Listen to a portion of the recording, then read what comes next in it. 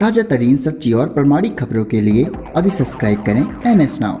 नमस्कार मित्रों, आशा है कि आप सभी लोग ऑनलाइन आ चुके होंगे। आज एक विशेष चर्चा के साथ आप सभी का आने के लिए आह्वान किया था। आज लखनऊ से आगमन हुआ है। अभी भी कुछ ताज़ा न्यूज़ है आप लोगों के लिए, तो हमने कहा क्यों ना आप सभी के बीच में रखी जाएं, सारी बातों को शेयर किया जाए।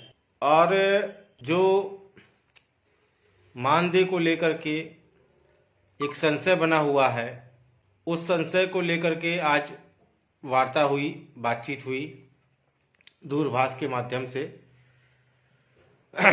तो ये निकल के आया है कि मानदेय आने में लगभग 1 हफ्ते से ज़्यादा का समय लग सकता है, क्योंकि केंद्र से ग्रांट नहीं मिली है। जो भी सर्व शिक्षा अभियान के हमारे शिक्षा मित्र साथी हैं, लगभग 1 हफ्ते का समय लग जाएगा। कहने का मतलब ये है कि जो मानदेय की समस्या है वो अभी बनी रहेगी, क्योंकि केंद्र से ग्रांट रिलीज नहीं हुई है, और केंद्र से ग्रांट रिलीज होने के बाद आप सभी को प्राप्त होगी। तो ये मान चलिए कि लगभग 1 हफ्ते से 1 हफ्ते भी लग सकता है या उससे ज़्यादा का भी समय लग सकता है।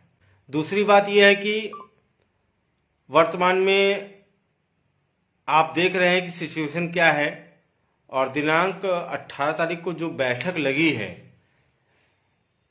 उत्तर प्रदेश के शिक्षा मित्रों के भविष्य निर्धारण को लेकर के, उस बैठक में जो अब तक निकल कर आया है आज, कि एक सार्थक मानदेय व्यवस्था सरकार करने जा रही है, मानदेय पे रखेगी। अभी तक की जो बातचीत है, आज तक की, मानदेय कितना होगा इस पे अभी कोई खुलासा नहीं हुआ है, क्योंकि सभी लोगों ने ये कहा है कि इस पे निर्णय माननीय मुख्यमंत्री जी लेंगे। लेकिन मानदेय हमारा कितना भी हो, हमको सरकार रेगुलर करे या मानदेय पे रखे या जो भी चीजें हों, उन सारी चीजों को यथावत रखते हुए केवल एक रिक्वेस्ट और की गई है कि इंश्योरेंस और बीमा, मेडिकल, ये चीजें प्रमुखता से रखी जाएं। जैसा कि मैंने पिछले वीडियो में भी ये बात कही थी, और आज अधिकारियों से जो वार्ता हुई है दूरभाष के माध्यम से, उसमें भी ये बात रखी गई है कि जो 18 तारीख को जो बैठक होनी है, उसमें इंश्योरेंस और मेडिकल को लेकर के अहमता से बात को रखा जाए, क्योंकि आज के जो ये 35 प्लस, लगभग 35 से 40 प्लस शिक्षा मित्र हो गए हैं, तो सबसे अहम है कि मेडिकल और इंश्योरेंस, जिसको मैं समझता हूं कि EPF की व्यवस्था अगर सरकार लागू करती है, तो EPF की व्यवस्था जो शिक्षा मित्र हमारे बीच नहीं रहे हैं उनको मुआवजा, और जो वर्तमान में गतिमान हैं, जो हैं, उनके लिए इलाज के लिए, उनके परिवार के लिए, माता पिता के लिए, बच्चों के लिए, सभी के लिए इलाज जो है निःशुल्क है। तो ये बात रखी गई है। अब बाकी सरकार को करना है, सरकार क्या करती है क्या नहीं करती है, माननीय मुख्यमंत्री जी को अंतिम निर्णय माननीय मुख्यमंत्री जी का है। अगर माननीय मुख्यमंत्री जी ये कहते हैं कि हम 2000 बढ़ा रहे हैं, हम 1000 बढ़ा रहे हैं, स्वागत योग्य है। हम उस चीज को डिनाई नहीं करेंगे, हमारे लोग डिनाई नहीं करेंगे। ये मेरा व्यक्तिगत विचार है, और मैं समझता हूं इससे सभी लोग सेटिस्फाइड होंगे, क्योंकि विगत लंबे समय से आपने देखा कि जो परिस्थितियां रहीं और जिन परिस्थितियों में हमारे लोग रहे, सरकार ने, अधिकारियों ने 2-3 बार इस चीज को रिमाइंडर कराया कि आपका इतना मानदेय होना चाहिए था, आपका नहीं हो पाया। क्यों नहीं हो पाया, इसके पीछे ये कारण था। तो अब कोई ऐसा इशू नहीं रहेगा। तो ऊपर वाले से, भगवान श्री राम जी से विशेष निवेदन है कि आगामी 18 तारीख को होने वाली बैठक सकारात्मक रहे और जो भी उसमें निर्णय लिए जाएं वो सकारात्मक हों, हमारे लिए हितकर हों। तो सवाल ये है कि आखिर क्या किया जाए, क्या होगा। तो वर्तमान में 18 तारीख को जो बैठक होने वाली है उसमें मैंने आपको बता दिया है कि एक सकारात्मक दृष्टिकोण के साथ में सभी लोग जाएंगे, संगठन के लोग, और जिसमें हमारे सुशील यादव जी बहुत एग्रेसिव तरीके से मेहनत कर रहे हैं, सकारात्मक तरीके से मेहनत कर रहे हैं। अभी आपने देखा कि सुशील यादव जी इलाहाबाद गए, बनारस गए और विगत लंबे समय से बहुत ज़्यादा सक्रिय हैं। तो सुशील जी के लिए एक बहुत धन्यवाद बनता है। और मैं कुछ बात कहूँगा इस वीडियो के लास्ट में। बाकी जितने भी संगठन, जितने भी लोग प्रयास कर रहे हैं, सभी का साधुवाद, धन्यवाद है। उम्मीद ये है कि जितने भी उत्तर प्रदेश के शिक्षा मित्र हैं सबके लिए कुछ ना कुछ सकारात्मक हो जाए, जो समय बचा है वो आराम से कट जाए। बाकी 18 तारीख को क्या होगा, क्या नहीं होगा, क्या निर्णय लिया जाएगा, फाइनल निर्णय किसके माध्यम से लिया जाएगा, कौन निर्णय लेगा, इस पे माननीय मुख्यमंत्री जी की मुहर लगना बाकी है। और मैं आज इस वीडियो के माध्यम से ये कहना चाहूंगा कि दिनांक 22 जनवरी को भगवान श्री राम की अयोध्या में एक भव्य आयोजन होने जा रहा है, जिसमें देश विदेश के लोग, तमाम लोग शामिल होंगे। इतिहास बनेगा उस दिन। तो मैं माननीय मुख्यमंत्री जी से, देश के यशस्वी प्रधानमंत्री जी से, उत्तर प्रदेश के 15 लाख संविदा कर्मचारियों की तरफ से हाथ जोड़कर निवेदन करता हूं कि माननीय मुख्यमंत्री जी, माननीय प्रधानमंत्री जी, उस दिन कम से कम उत्तर प्रदेश से संविदा शब्द का नाम ही हटा दीजिए। उत्तर प्रदेश के जितने भी संविदा कर्मचारी हैं इनको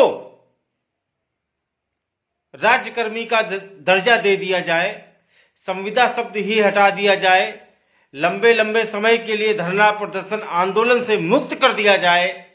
और ये केवल हमारे उत्तर प्रदेश के यशस्वी मुख्यमंत्री जी आदरणीय योगी आदित्यनाथ जी, माननीय प्रधानमंत्री जी कर सकते हैं, क्योंकि वो ऐतिहासिक दिन है हम सभी का, देश का। तो इस वीडियो के माध्यम से पुनः एक बार निवेदन है, आग्रह है कि सरकार संविदा रूपी शब्द को ही हटा दे। और मैं समझता हूं कि जितने भी लोग, पंचायत विभाग के लोग हों, आंगनवाड़ी के लोग हों, हमारे अनुदेशक साथी हों, शिक्षा मित्र हों, मेडिकल विभाग के लोग हों, रोडवेज बस में काम कर रहे हैं, अन्य डिपार्टमेंट में तमाम संविदा कर्मी हैं, लगभग 15 लाख से अधिक संविदा कर्मी हैं। तो सभी को एक नया जीवन यापन, नई व्यवस्था देते हुए उनके परिवार के लिए, उनके बच्चों के लिए सरकार कर सकती है। क्योंकि 22 तारीख का दिन बहुत महत्वपूर्ण है और उस दिन घोषणा करने में कोई दिक्कत नहीं है। और अगर माननीय मुख्यमंत्री जी, प्रधानमंत्री जी इस विषय में सोचेंगे, समझेंगे, तो निश्चय ही, क्योंकि दक्षिण भारत के एक राज्य में ऐसा हो चुका है, आप सभी को पता होगा, दक्षिण भारत का एक राज्य ऐसा है जहां पर हो चुका है। दूसरी बात यह है कि शिक्षा मित्र केयर समिति में लोग जुड़ तो रहे हैं लेकिन सहयोग नहीं कर रहे हैं। लोग फॉर्म तो भर रहे हैं लेकिन नॉमिनी की डिटेल और व्हाट्सएप का जो नंबर है वो सही से नहीं भर रहे हैं। तो आप सभी से अपील है कि आप सभी लोग जुड़ें और व्हाट्सएप का नंबर सही भरें।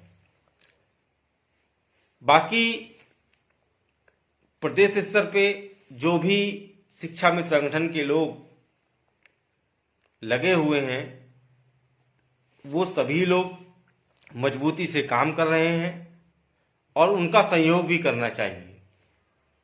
लेकिन आज मैं इस खुले मंच से, इस वीडियो के माध्यम से आपसे कहूंगा कि हमारे प्रिय भाई सुशील यादव जी को आप सभी लोग मोटिवेट करें। कहीं ना कहीं अगर आपको लगता है तो सहयोग भी करें, जो आपसे हो सकता है। मैं नहीं कहूंगा, जो व्यक्ति पूरे समय सर्दियों में दिन रात लगा हुआ है शिक्षा मित्रों के लिए, लखनऊ, दिल्ली, इलाहाबाद, बनारस, प्रयागराज, अयोध्या, उस व्यक्ति को सपोर्ट और सहयोग अवश्य करें। और फॉर्म जो आप लोग शिक्षा मित्र केयर समिति का भर रहे हैं उसको अवश्य पूरा भरें। हमारे भी साथी ने ऑनलाइन कमेंट में कहा है कि सर फॉर्म जो है पूरा नहीं भर रहे लोग हैं, तो मैंने बोल दिया है। तो आप सभी लोग फॉर्म पूरा भरें, आपसे करबद्ध निवेदन है। शिक्षा मित्र केयर समिति आने वाले समय में बहुत उच्चतम स्तर पे होगी, ये मैं आप लोगों को विश्वास दिलाता हूं। और रही बात समस्याओं की, तो जो भी समस्याएं हैं, हमारे साथ के विश्वनाथ कुशवाहा जी, आदरणीय शिव कुमार शुक्ला जी, बड़े भाई रमेश मिश्रा जी और विशेषकर सुशील यादव जी लगे हुए हैं। निश्चय ही आने वाली 18 तारीख को आप सभी को अच्छा रिजल्ट मिलेगा, ईश्वर से प्रार्थना है।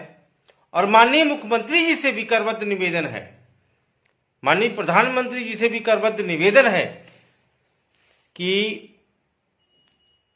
उत्तर प्रदेश से जो संविदा शब्द लगा हुआ है इस शब्द को हटाने का काम करें। और निश्चय ही हम लोग पूरी तन्मयता से, पूरी जागरूकता से, पूरी मजबूती से पठन पाठन का कार्य करने के लिए तत्पर होंगे। बहुत से लोगों के फोन आते हैं कि सर क्या होगा, क्या नहीं होगा, शिक्षा मित्रों का क्या होगा। तो देखिए कि हम सभी लोग प्रयास कर सकते हैं और सभी लोग प्रयास कर रहे हैं। बाकी हरी इच्छा। आपने देखा कि इस पीरियड में विगत कई दिनों से कई शिक्षा मित्र कालगर्भित हुए, ईश्वर को प्यारे हो गए। आज उनके साथ में कोई भी नहीं खड़ा है, जिसको लेकर के शिक्षा मित्र केयर समिति का निर्माण किया गया। और ये बहुत अच्छी चीज है कि हमारे जो शिक्षा मित्र साथी हैं उन लोगों ने इस बात को समझा और समझने के बाद, केयर समिति से जुड़ने के बाद अपने लोगों को सहयोग किया। तो ये एक ऐसा प्लेटफॉर्म है जहां पे जाति, धर्म, संप्रदाय कुछ नहीं देखा जाता, केवल अपने लोगों का भला कैसे हो। और मैं आप लोगों को और बता दूं कि आने वाले 1 से 1.5 हफ्ते में केयर समिति ऐप लेके आ रही है। उस ऐप को जैसे ही आप लोग डाउनलोड करेंगे, यह पता चल जाएगा कि किसने सहयोग किया है, किसने सहयोग नहीं किया है। बाकी 18 तारीख वाली मीटिंग में जो होने वाली है, शासन, संगठन और अन्य अधिकारी रहेंगे, उसमें विशेष तौर पे ये बात हुई है कि शिक्षा मित्रों को ईपीएफ का लाभ अवश्य मिले, जिससे वो अपने परिजन को, अपने माता पिता को, अपने बच्चों का इलाज विषम परिस्थितियों में करा सकें। क्योंकि बहुत से ऐसे शिक्षा मित्र साथी हैं जो जिनका एक्सीडेंट हो गया या जिनके माता पिता बीमार हैं या कोई इमरजेंसी आ गई तो धन अभाव के चलते इलाज नहीं हो पा रहा है या अन्य कार्यक्रम नहीं हो पा रहे हैं, तो इसलिए इस व्यवस्था को रखना बहुत जरूरी है ईपीएफ को। बाकी सरकार अगर मेडिकल या अन्य कुछ देती है तो कोई दिक्कत नहीं है। तो मेरा आप सभी से अपील है कि आप सभी लोग सकारात्मक सोच को रखते हुए आगामी 18 तारीख का इंतजार करें और जो भी शिक्षा मित्र केयर समिति से जुड़ रहे हैं वे सभी लोग अपना मोबाइल नंबर, अपना व्हाट्सएप नंबर, नॉमिनी की डिटेल सही भरें और सहयोग अवश्य करें, क्योंकि यही एक ऐसा प्लेटफॉर्म है जहां पर हम अपने लोगों की मदद कर सकते हैं, अपने लोगों के लिए सोच सकते हैं। वरना बहुत से लोग हैं, कौन क्या कर रहा है क्या नहीं कर रहा है इस पे हमें विचार नहीं करना है। बहुत से लोग मेरे लिए निगेटिव बोल रहे होंगे, ग्रुप में लिख रहे होंगे, और आज अगर केयर समिति का निर्माण नहीं किया जाता तो आप समझिए कि 42 लाख रुपए से अधिक का सहयोग कौन कर सकता था। 42 लाख, जिसमें हमारे सुशील तिवारी फतेहपुर से हैं, अनिल विश्वकर्मा आजमगढ़ से हैं, प्रदीप सैनी सहारनपुर से हैं, विजय शाक के एटा से हैं, रीता कुशवाहा उन्नाव से हैं, विवेक मिश्रा कानपुर से हैं, ध्रुव जायसवाल कानपुर से हैं, राघवेंद्र सिंह हमारे कानपुर से हैं, पिंटू प्रजापति हापुड़ से हैं, पदम सिंह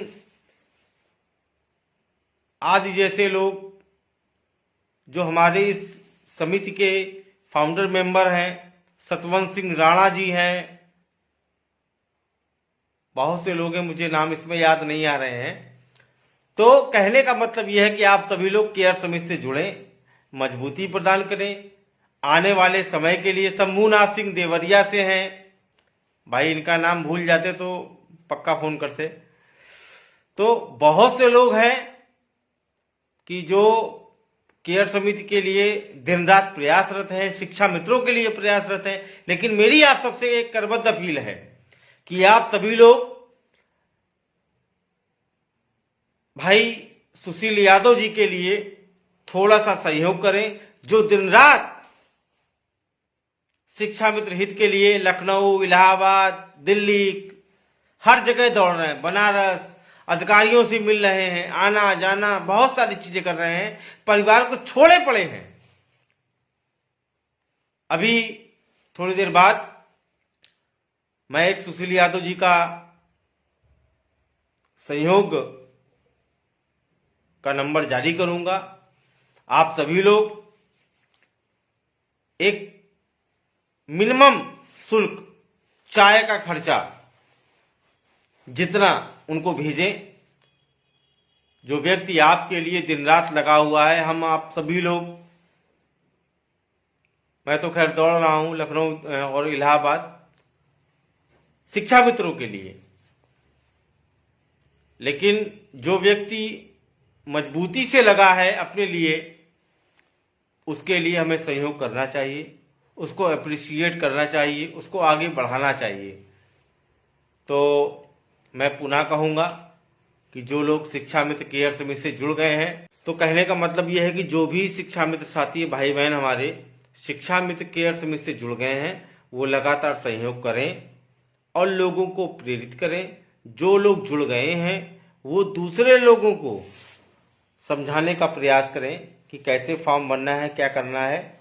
और आप लोग नॉमिनी की डिटेल और व्हाट्सएप नंबर अवश्य सही भरें।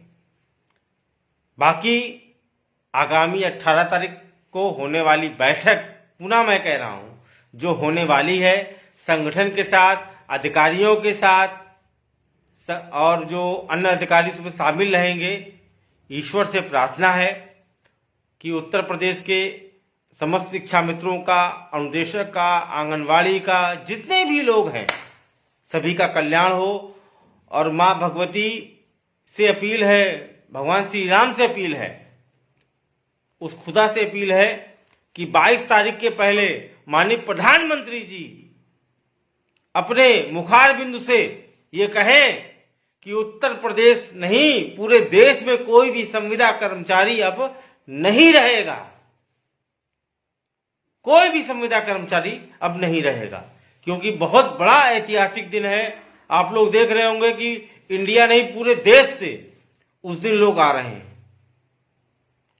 और जो भी हमारे शिक्षा मित्र साथी हैं 26 जनवरी तक निःशुल्क व्यवस्था रखी गई है, उस व्यवस्था का लाभ उठाएं, जुड़ें।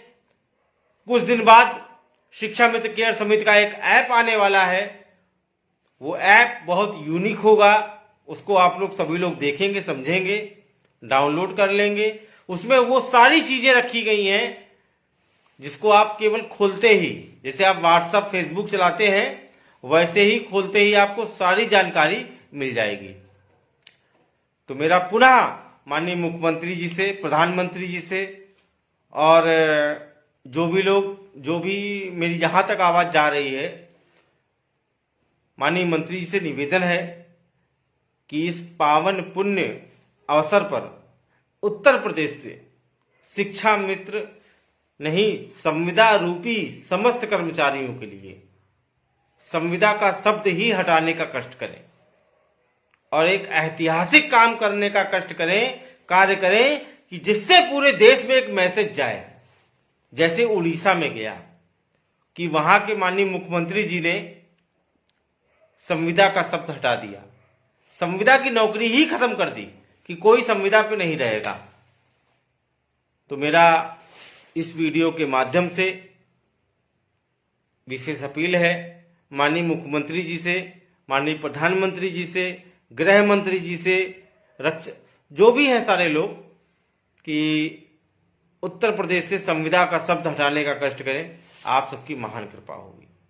और मैं समझता हूं कि उत्तर प्रदेश नहीं, देश के समस्त संविदा कर्मी यही चाहते हैं कि हमारे राज्य से ये व्यवस्था हटनी चाहिए, हमारे प्रदेश से ये व्यवस्था हटनी चाहिए।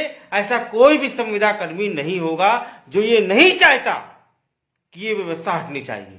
जो हमारे सम्मानित रेगुलर टीचर हैं या रेगुलर कर्मचारी हैं, उन्हें कोई दिक्कत नहीं, वो अपनी बात कह रहे हैं। पुरानी पेंशन मिलनी चाहिए, बिल्कुल मिलनी चाहिए, उनका हक है। लेकिन आज हम लोग इस व्यवस्था में पड़े हैं, व्यवस्था में है, परेशानी में है कि जो ये संविदा रूपी जो शब्द लगा है, इसको जो है हटना चाहिए। ठीक है, तो आप सभी लोग प्रयासरत हो, भगवान श्री राम से, ऊपर वाले से ये अपील करें कि 18 जनवरी को जो बैठक होनी है वो सकारात्मक हो। और जो हमारे जिला संयोजक, सह संयोजक, फाउंडर मेंबर हैं, आपसे भी विशेष अपील है कि आप सभी लोग थोड़ा सा कार्य को आगे बढ़ाएं। जो लोग जुड़ गए हैं केयर समिति से, वो लोग भी अपने लोगों को समझाएं, उनको बताएं कि इससे क्या लाभ है। हानि कुछ नहीं है, लाभ ही है। बाकी आप सभी के समक्ष आगामी 18 तारीख की शाम को मैं उपस्थित रहूंगा। आप सभी लोग मेरा इंतजार करिएगा और जो भी हकीकत होगी, जो भी सच होगा, वो मैं बताने का काम करूंगा। अगर 18 तारीख को कोई बात नहीं बनती है या कुछ ऐसा मैटर होता है तो सबसे पहले त्रिभुवन सिंह बताने का काम करेंगे कि क्या करना चाहिए। बाकी हमारे संगठन के लोग, जितने भाई बहन हैं, वो सभी लोग सकारात्मक हैं, इंतजार कर रहे हैं आगामी 18 तारीख का। देखते हैं। धन्यवाद। जय हिंद, जय शिक्षा मित्र, जय संविदा कर्मी।